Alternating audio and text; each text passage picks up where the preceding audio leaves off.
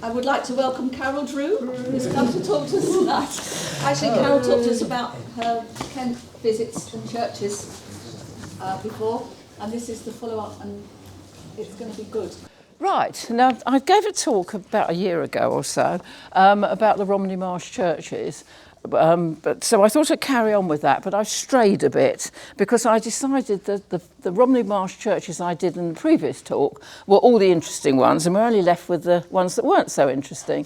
So I thought as a result I would just do a mixture of things from this neck of the woods. So everybody probably knows that I'm down there an awful lot of the time, and they've seen a lot of my images with skulls before now. So there we go. So this is the corner of the neck of the woods where I am.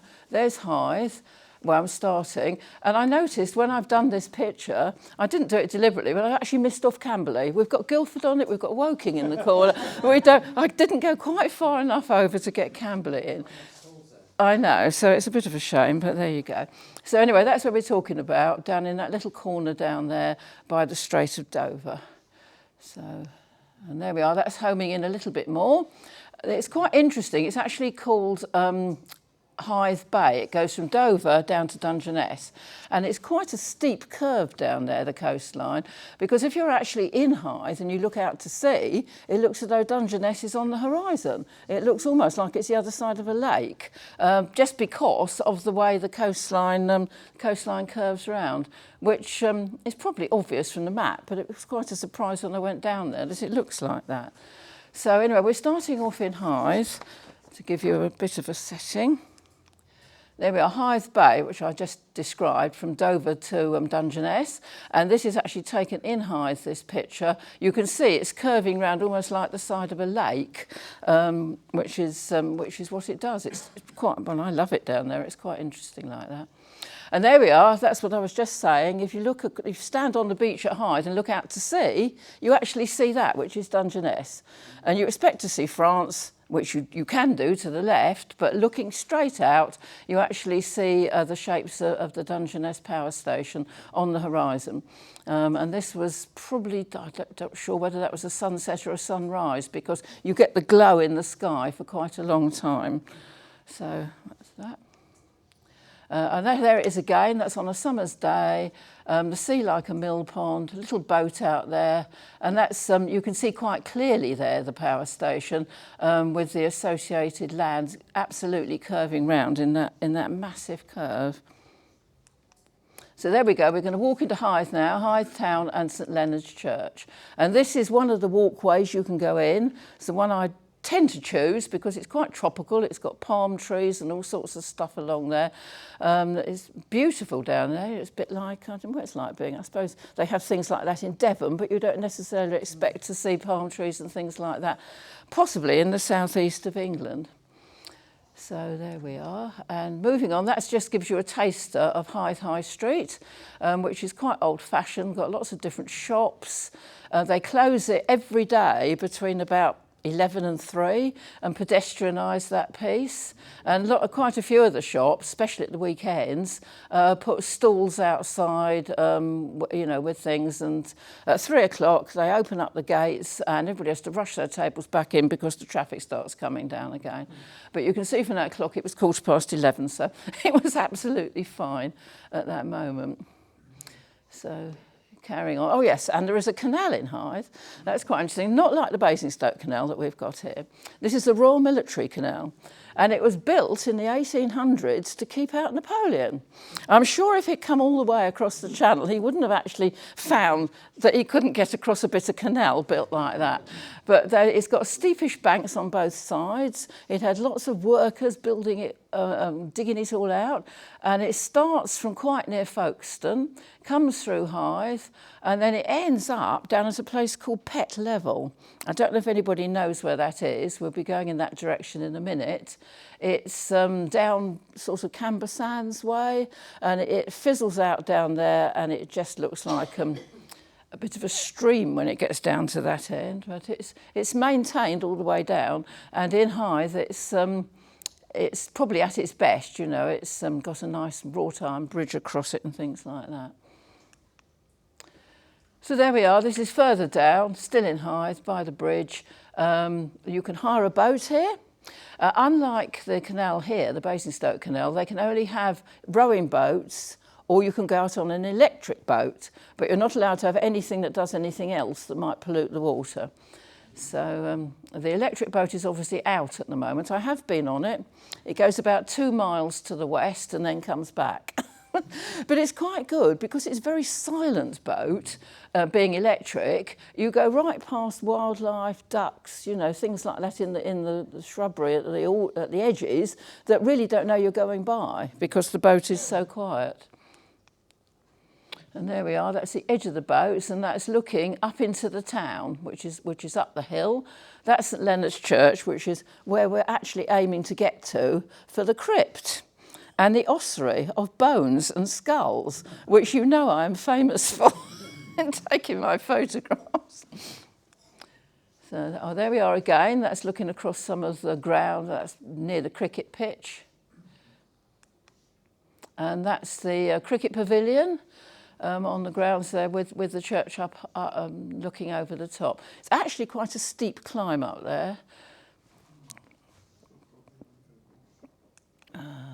There it is again. Oh, there's the bridge. Now that bridge, originally there was a bridge there in Victorian times, and so many people were standing on it in Victorian times when there was a boat fiesta, like they call it, the Venetian Fete. They have once every 2 years, and there were so many people standing on it watching this the jollities going on that the whole bridge collapsed, and they all went in the canal.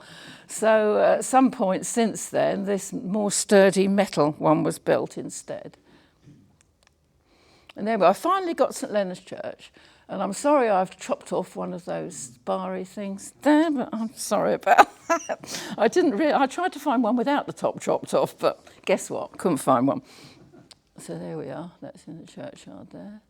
And that's my atmospheric one with the shafts of sunlight coming through. And that's in the churchyard, which is surrounded by these little houses, mostly painted in pastel colours. So I don't know whether they have to sort of work out if your next door neighbour's doing one colour, you have to have a different one, or how it works. So now, there we go. If anybody is squeamish about skulls, you better stop watching at the moment. So this is in the ossuary. So I need to look at my notes to tell you about the ossuary. The crypt is home to an ossuary, a house of bones. Hundreds of human skulls peer out at the visitor from carefully stacked shelves, and much of the crypt is taken up by a vast pile of bones, dotted here and there with grinning skulls, as you've seen from my pictures. These are old bones. It is thought that many of them were exhumed from the churchyard when the church was extended in the 13th century. Others came from churchyards in the area that belonged to churches that were closed and demolished during the medieval period. The land was sold, and those buried in the churchyards were actually exhumed. All of the bones are at least 700 years old. Some may be much, much older. It's quite possible that some of Hythe's Roman residents are staring out at us from the shelves of the crypt. So there you go. And these bones were not removed to this building. At the time, they were actually taken to a charnel house. I don't know how you pronounce that, charnel house, which stood in the churchyard. And they were quite common in churchyards at that time. And they used to store bones.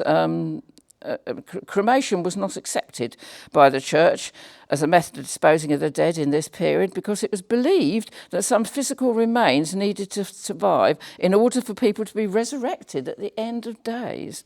So I'm not quite sure what condition you'd be in, but there you go. So you probably noticed from the pictures that I've taken that skulls and thigh bones are mostly the bones that have survived, because they are the most enduring bones of the human body. Obviously things, smaller bones, ribs and fingers and things wouldn't last, would they? So that's why they tend to mainly be those. So nobody knows quite why they're all there in St Leonard's Church. Perhaps they were a local curiosity. Maybe tourists or people at the time really liked the fact they were there. But the first written account of the bones appears in the late 17th century, describing an orderly pile of dead men's bones. It turns out actually that they weren't men. More than half of them come from females. So the idea that they might have been left over from wars and fights and things like that is probably just not true. So people have long speculated about the origins of the bones at St Leonard's, and they've never really decided where they came from. The most logical thought is that they did come, they were exhumed from other places. So there we are. They've arranged, you see, with all the bones like that. And there we go, more bones with the odd skull amongst them.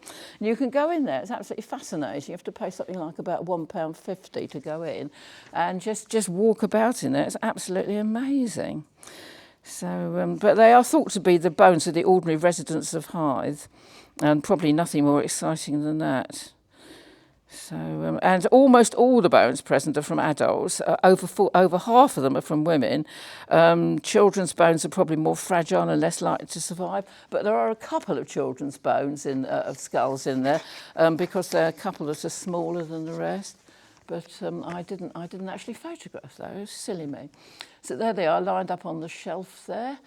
And you'll notice that some have got numbers on them. The printed numbers and handwritten notes, some of them were taken out to be studied, I think in the early 19th century, to try and see what they could find. They would try to find out things about them. One thing that was quite interesting is that some of them have got a decomposition of the bone, like little small holes around the eye sockets, and that's thought to be caused normally by malaria. And because it's also close to Romney Marsh, which is a damp area, that is quite likely why they are like that. And then there's just an amusing story. I didn't take a picture of this because it looks so horrible. One of the skulls is shiny and bright yellow, and it looks like it's made of, I don't know, Bakelite or plastic or something. But I found out about it. I asked somebody the last time I went in there, and apparently it was stolen by somebody in the 1960s who kept it at home and polished it. which is why it got this horrible, awful yellow colour. And after he died, his family felt really bad about this when they discovered this. So they gave it back to the crypt. They couldn't get rid of the fact it was yellow and shiny, but they did make a donation to the ossuary. And I took a picture of this because I think it must be a pelvis, but it's the only one in there. Everything else is sort of thigh bones and skull bones. So, and that's just sort of perched on the top of that bit there, which is quite intriguing. Oh, I think everybody's seen this one. This is one I've put into competitions because this is the one that seemed to be the most photographic amongst all the bones. Can I ask you about that one? Yes. How did you do the lighting on that? I've no idea. Good answer. Well, do you know, some of them were taken with my phone, but I don't think that one was. I mean, it obviously is lit in there, but what I've done is taken a straight photo, and I've probably vignetted it around the edges a bit. Okay. I'm now thinking. Okay. Yeah. Now I'm actually considering. Yes, it didn't look. Yes, it wasn't dark around the edges like that before. And there we are. That's another one perched up there. I think we're nearly there. A house of horror, isn't It is. Yeah, Roger, who put this together for me into a PowerPoint, said you've got an awful lot of skulls in your presentation. And now I think he's right. We're nearly at the end. And that's sort of a sideways on couple. I think that could be the last one. It is! There we are. And so that's outside the church. This is Church Hill that goes up the side, taken in the autumn. Very photographic, looking down there, lots of pictures, and you can see the sea. So it's obviously looking back to the coast. So that's. Did you include that one in your last talk, just out of interest? No, I didn't actually. Very similar. That's been in the competition. Yeah. No, my last talk was actually featured the Romney Marsh churches. Funnily enough, St Leonard's Church at Hythe is not a Romney Marsh church because it's not actually on the church, on the marsh. But I've put it in for those reasons. And that finally in Hythe, this is actually taken out of one of my bedroom windows at the flat, looking back at the town and the church, and that is actually a sunrise glow. The sunrise was out to sea, and you know, if you look back at after if it's a sunrise in one direction, then you get that pink glow at the back. So that was actually that one. So there we go. Right. So now we're going to head a little bit north to St Martin's Church here. Now this is quite funny. What amuses me, I've grabbed these pictures off Google Maps, of course, and it's amazing what Google Maps sees fit to put in. Now, it's actually included Waitrose and Partners down there, but it missed out Sainsbury's, which is further up and much bigger. So I don't know whether Google Maps has got some deal on. What sort of gal you are, you're a Waitrose gal. So I thought that was quite interesting. So you come along the coast here from Hythe. Oh, there we are.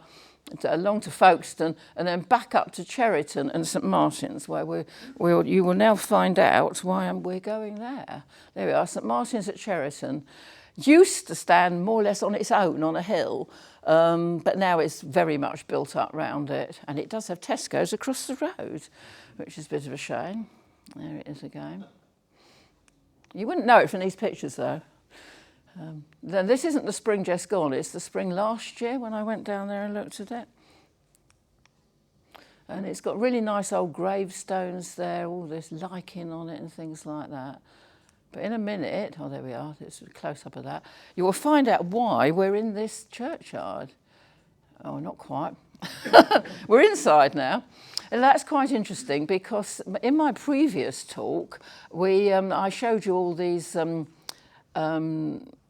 the Ten Commandments and the Creed and everything was done in gold lettering on wood in a lot of my previous talk. But here, peculiarly, it's they're done on tiles, which I thought must have been a lot more effort than inscribing on wood. And I'm not sure whether it seems to go across the tiles. I'm not quite sure how they managed to do that, but they're very strict in these churches. They tell you what you must and mustn't do with great view. And so, this one's what should I have removed in this photograph? That the can of window cleaner that's standing there on the top there, look. I didn't notice that until I'd put it together in this talk, and then I spotted it. And I thought, oh dear. So there we are, that's another one inside the church. Yeah. And that's one of the windows in there, and that's of the three crosses of the crucifixion. It only looks like two crosses, but apparently the central bit of the window stands for being the third cross. So, and that's all the vicars. The last one was 2016, I think, was a female. So presumably she's still there, and there's nobody else been there since 2016. So now we come on to Samuel Plimsoll, who is actually buried in the churchyard there. Now, I don't know if everybody knows about Samuel Plimsoll and the Plimsoll line, I'm sure, but I just did a little bit of research into it. He was born 200 years ago in 1824, and he spent part of his childhood in Penrith, and then leaving school at an early age, he became a clerk in Rawson's brewery, where he rose to be a manager. Anyway, after that, he thought he'd become a coal merchant in London. So off he went, but he failed miserably at that and was reduced to destitution. But in those circumstances, he actually learnt to sympathise with the struggles of the poor. And when good fortune returned, he resolved to devote his time to improving their condition.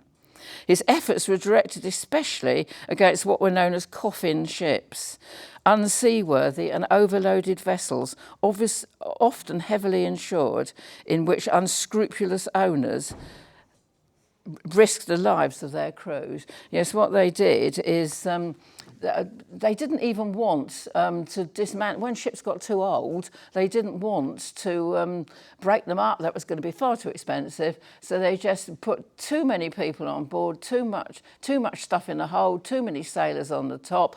And then if they sank, well, they didn't care. They got the insurance money back. And it was terrible because sailors just didn't want to go on those ships, and they got imprisoned because they weren't on them.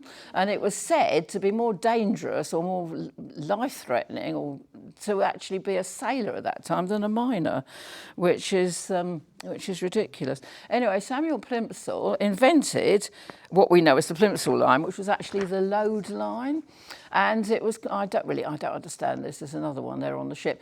What it was is it had to be above the water level, or it had to be on the water level, or if it was below, then the ship was too heavily loaded. But it also took into account the temperature and the temperature of the sea as well, because the ship would be higher or lower depending on what the sea was like. So that's all part of what he did. So anyway, he became a member of Parliament. And he introduced a bill, or he tried to introduce a bill, but on the 22nd of July 1875, the Prime Minister, Benjamin Disraeli, announced the bill would be dropped. Plimsoll got extremely cross about this, called everybody a villain, shook his fists at the Speaker, and was rejected from the House of Commons. But apparently a week later he went back and apologised, and several months after that they did obviously instigate his lines. So he spent the latter part of his life in Folkestone and is a hero to many because of what he did for sailors. And he's buried at the church, as I explained, and it used to look straight out to sea, but now it doesn't because there's too many buildings around it. So anyway, this picture on the wall here, which you saw at the beginning, because of the 200 years since he was born, a local artist in Folkestone was commissioned to do a painting. And I'll just read out exactly what it says, because it's to do with him looking out of a window. And it says, it depicts a tall cargo ship running aground at Copt Point, just below the East Cliff in Folkestone, while being witnessed by Samuel Plimsoll, who looks out from behind a window by Folkestone Harbour. It is therefore Plimsoll's reflection that we are able to see. The raindrops on his face and body are less prominent than throughout the rest of the painting, as they are on the outside of the window, and therefore will be less dominant than his reflection. The inspiration for the tall ship running aground was taken from a 19th century miniature that is on display in the Folkestone Fishing Museum. And I've never been to the Folkestone Fishing Museum. I keep meaning to go, and one day I will, so I should imagine it will be quite interesting. So that's the... Sorry? Another talk? Oh, I don't know. So anyway, that's the story of Samuel Plimsoll. Is it actually hanging outside, Cameron? Yes.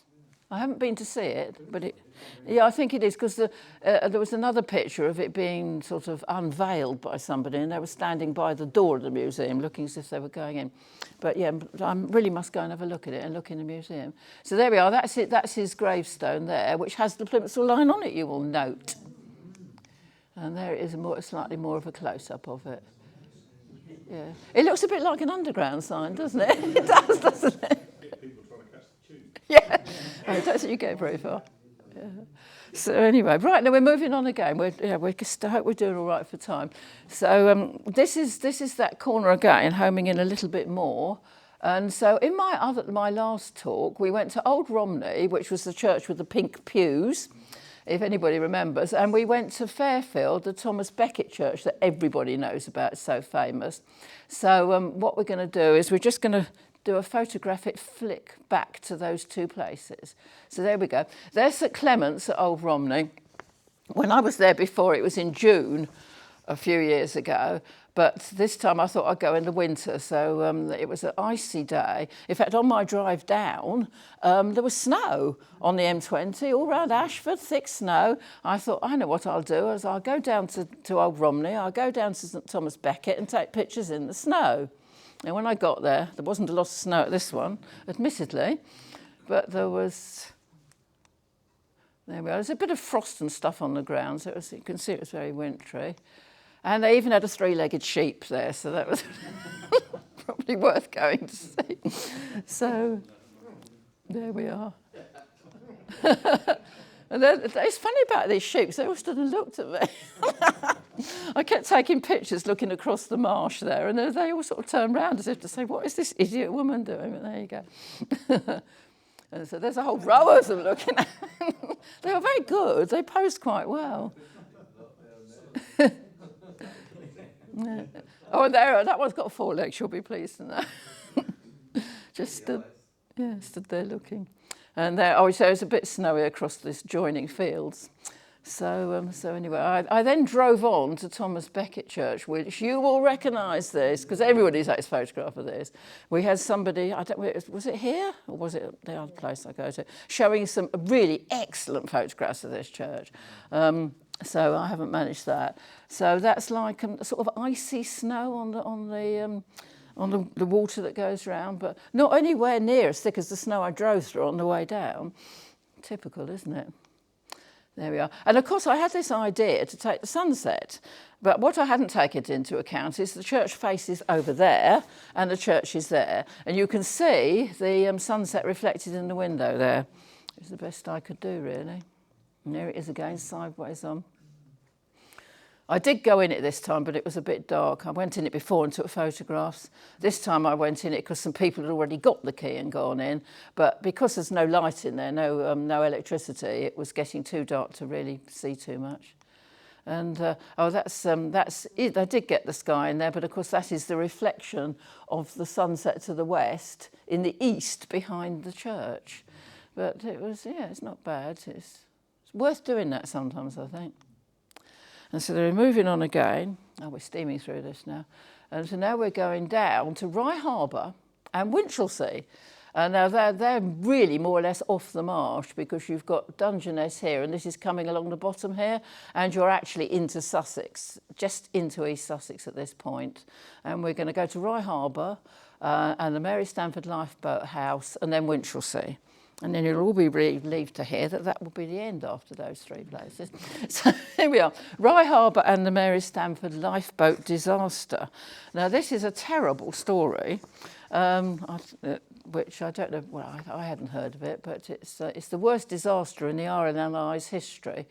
So that is down at the end of Rye Harbour. Rye obviously is more inland these days, it's up on a hill, but the harbour is still there like that. And this is looking across the Marsh. And I don't know if you can see right on the horizon there, a little building, and that is the Mary Stamford Lifeboat House, where it was in 1928 all this kicked off. So there we are again, long lens out this time just to get it in again. Across the marsh, it's obviously Romney Marsh, they're very wet and marshy. There we are now, we're down closer to the Mary Stamford Lifeboat House now, with the remains of the old Rye Harbour there beside it. All those sticky up bits are part of the harbour. And last week, in the competition that we had, I put in a picture of lots of groins sticking up, and that was where I took them. Right, so I'll just tell you about the Mary Stamford lifeboat disaster. Early in the morning of the 15th of November 1928, the Rye Harbour lifeboat Mary Stamford was launched to assist the Alice, a small Latvian vessel in difficulty off Dungeness. The weather conditions were among the worst in living memory. Frank Saunders was a launcher on that fateful day and recalled that it was a dark and wild morning, blowing a full gale from the south-southeast. The maroon was fired at 5 a.m. One crew member observed that you couldn't see across the marsh because of what looked like fog, but was in fact the spray from the shallow breaking waters. It was low water and the volunteers had great difficulty in launching the boat. There was a stretch of sand to pull the boat across and it took 3 attempts before she was afloat. The crew had to get out of the craft so they were drenched before they even set off. The Mary Stamford had only been afloat a matter of seconds when a message came through recalling her, as her services were no longer required. The signalman, Mr. Mills, filed his recall signal and Frank Saunders ran across the sands into the water to try and attract the attention of the crew. The weather was atrocious and they were busy getting the sails set. Mary Stamford was a pulling and sailing type lifeboat. She had no engine or radio, none of the devices that today we regard as commonplace. With oars in their hands and sails set in the gale, it is little wonder that they did not see or recall the signal. What happened between setting sail and her capsize we will never know, as all 17 hands on board lost their lives. And this lifeboat house is still there. It's not used, obviously. It's been shut up. It's got peeling paint, but people just go there and sit. It's it's sort of a bit of an iconic place to go to and just remember that dreadful disaster. And this is a poem called The Lifeboatman. Do not weep upon my grave. I am not there. I did not die.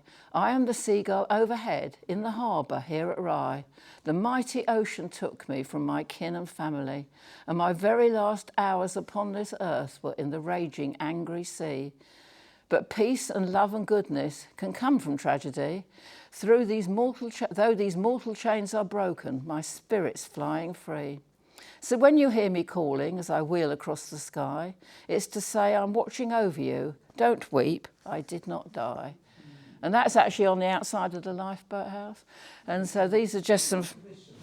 Did they, once that accident happened, did they have another boat later anyway, or did they just literally close it? That lifeboat station I don't think they used it again after that disaster.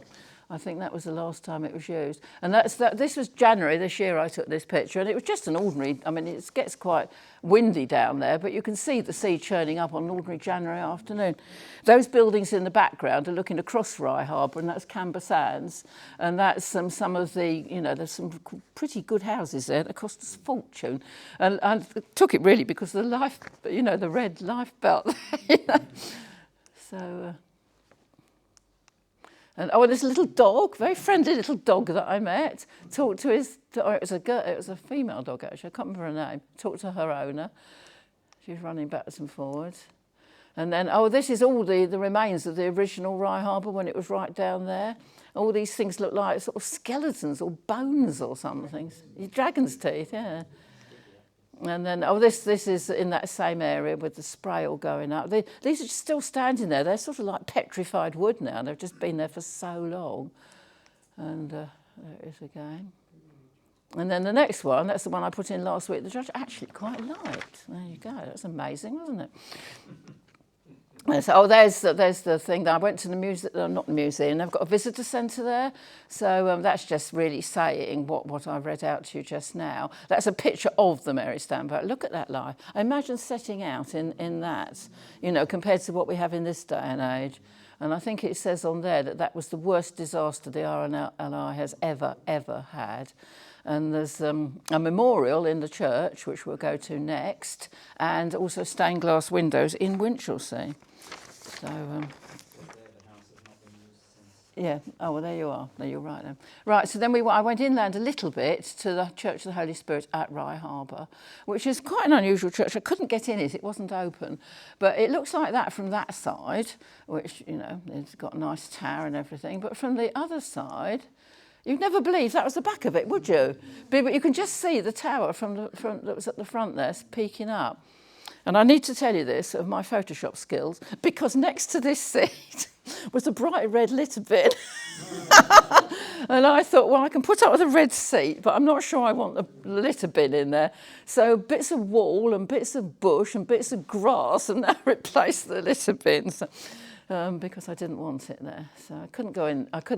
But that's the actual memorial to all the lifeboat men, and it says round the top, "We have done that which was our duty to do." So basically, they died, but they didn't die in vain. They were just doing their duty. That's got a lifeboat man there, and this is what they were wearing. I don't know what their clothes were made of. Obviously, nothing waterproof in particular. Yeah, probably. They got that hat on. They were carrying a bit of rope, and there he is standing there. I think it's only a carving or a statue, but he looks quite reflective and sombre, I thought. Oh, and there's a sideways on one of him. I quite like that, but the trouble is, if you put him for a competition, they say, well, of course, you've taken a photograph of somebody else's work, don't they? There we go. Oh, and that's just what it says on the plinth. To the memory of the 17 brave men, the crew of the Mary Stamford lifeboat, who perished in a heavy gale while gallantly responding to the call for help from the SS Alice of Rica on the morning of 15th of November 1928.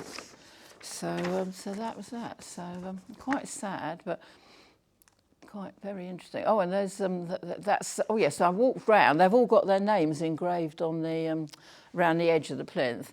I took a picture of this one because it was the clearest one, but this one I thought was relevant because it's the coxswain, aged 47 years. He was the oldest person on the boat, but didn't matter what I did to that in Photoshop, I couldn't make that any clearer. But anyway, there you go. And so now, this is the last place we're visiting. Hopefully we're doing okay. St Thomas at Winchelsea, which has got a really weird clock that looks as though it's fallen at an angle, but it really is like that. Yeah, and we're coming here because of another famous person, which you may, I think Maureen knows who I'm talking about. So there we are. This is, and that's the board. I'm going to home in on this rather badly, but it actually mentions memorial windows done in 1929, and they were done a year, of course, after the lifeboat disaster. So one of the windows depicts the lifeboat. And it's, because it was actually, although it was, I think it was about beginning of June, well, end of May or something when I went there. No, it's still spring-like. But anyway, it wasn't winter, but it was pouring with rain. I put my wellies on to walk round. And here we go. Now, we all know who this is, don't we? Yeah, it's Spike Milligan, who is buried in the churchyard there. So, yeah, Spike Milligan. So I need to read you a bit about Spike Milligan. Did you read the gravestone? Yeah, we're getting to that. Don't spoil it. There's a story, which everybody knows. But anyway, Spike Milligan lived in a road called Dumb Woman's Lane. Well, he would, wouldn't he? In a house called Carpenter's Meadow, which was designed by an architect in the 1960s. He described his home as the ugliest house in the world and put up an alternative house name outside called the Blind Architect. His funeral service took place at St Anthony's Catholic Church in Rye, and he was buried at St Thomas Cemetery in Winchelsea. He had always requested that his gravestone should bear the following inscription: "See, I told you I was ill." This inscription was refused by the Chichester diocese, so in order to satisfy them, there is an inscription written in Gaelic. There you go. Written in Gaelic on his gravestone, and it says, when you translate it, "See, I told you I was ill." And for a long time, the diocese was none the wiser. It has since been voted as the UK's favourite epitaph. The St Anthony's monk who buried Milligan told how he used to shout out jokes during the masses and had everyone in stitches. It was also reported that he used to drive his Mini in reverse up the streets of Rye, causing chaos, but he was never reprimanded for doing this. Another inhabitant said he used to see him jogging along Dumb Woman's Lane in carpet slippers. It's also said that if you went to Milligan's house, because everyone knew which house was his, this would be the following exchange. "Knock, knock." Spike would say, "Who is it?" The person would say, "Just a fan, Spike. I have an autograph pad and a camera." Spike would say, "Well, bugger off then." He never opened the door and never said anything else. Apart from his epitaph, there's another quip made about death, which he said he'd like to go to heaven, but if Geoffrey Archer was there, he'd make do with Lewisham. Others recalled how when fellow goon Harry Seacombe died in 2001, Milligan quipped, "Well, I'm glad he died before me, because I didn't want him singing at my funeral." So a year later, at his funeral, guess what? They played a recording of Seacombe. So, of course, I just had to put that in. That's so funny. Oh, that's the close-up of it. You're trying to bring, well, it is obviously in Gaelic. You can see it says Spike on it. Yeah, so that's quite interesting. They've actually got a thing in the church when you go in, which it tells you how to find it, because it's not a great big gravestone. It doesn't stand on ceremony. You have to go up a little trail to find it.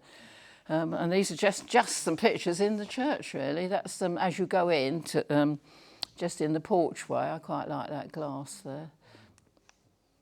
Oh, yes, and when I got inside, it was very close to, I can't remember the coronation had happened or was about to happen, but they'd obviously got all this there because of King Charles with a portrait of him. And there's a rather nice organ there.